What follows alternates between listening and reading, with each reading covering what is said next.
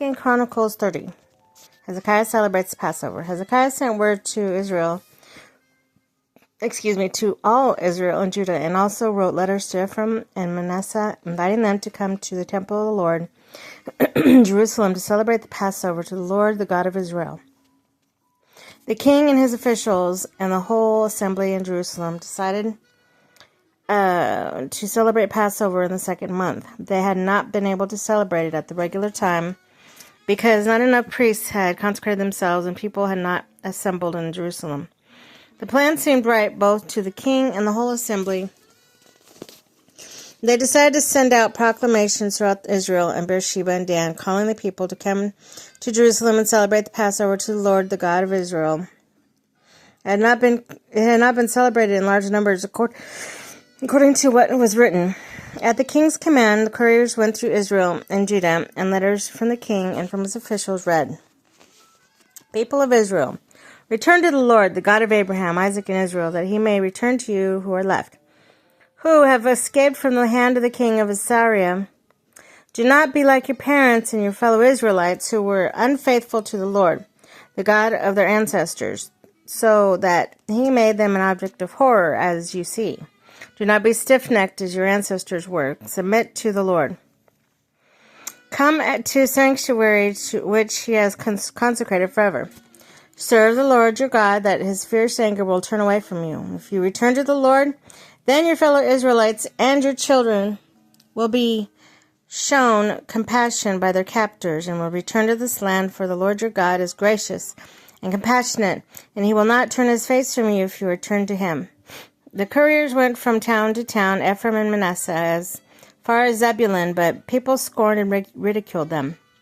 Nevertheless, come from Asher, Manasseh, and Zebulun humbled themselves, and went to Jerusalem. Also in Judah, the hand of God was on the people to give them unity of mind and to carry out what the king of his officials had ordered. Following the word of the Lord, a very large crowd of people assembled in Jerusalem to celebrate the festival of the unleavened bread.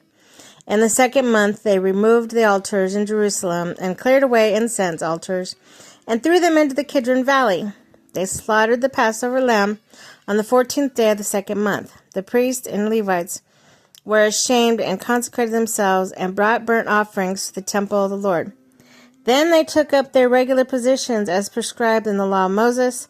The man of God, the priest, splashed against the altar the blood handed to them by the Levites. Since many in the crowd had not consecrated themselves, the Levites had to kill the Passover lambs for all those who were not ceremonially clean and could not consecrate their lambs to the Lord.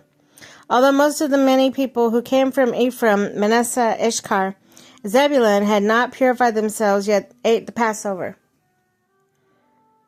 contrary to what was written. But Hezekiah prayed for them, saying, "May the Lord, who is good, pardon everyone who sets their heart on seeking God, the Lord, the God of their ancestors, even if they are not clean according to the rules of sanctuary."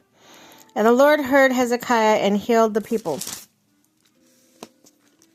And the Israelites who were presented in Jerusalem celebrated the festival of unleavened bread for 7 days with great rejoicing, while the Levites and priests praised the Lord every day with resounding instruments dedicated to the Lord. Hezekiah spoke encouragingly to all the Levites who showed good understanding in the service of the Lord. For the 7 days they ate their assigned portion and offered fellowship offerings and praised the Lord God of their ancestors. The whole assembly then agreed to celebrate the festivals 7 more days. So for another 7 days, they celebrated joyfully. Hezekiah, king of Judah, provided thousands of bulls. 1,000 bulls. Wow. 7,000 sheep and goats for the assembly. And officials provided them 1,000 bulls and 10,000 sheep and goats. And a great number of priests consecrated themselves. The entire assembly of Judah rejoiced along with the priests and Levites and all who had assembled from Israel, including the foreigners who had come from Israel, and to also those who resided in Judah. There was a great joy in Jerusalem for those days of Solomon, son of David, king of Israel. There had been nothing like this in Jerusalem. The priests and Levites stood to bless the people, and God heard them, for their prayers reached heaven, his holy dwelling place.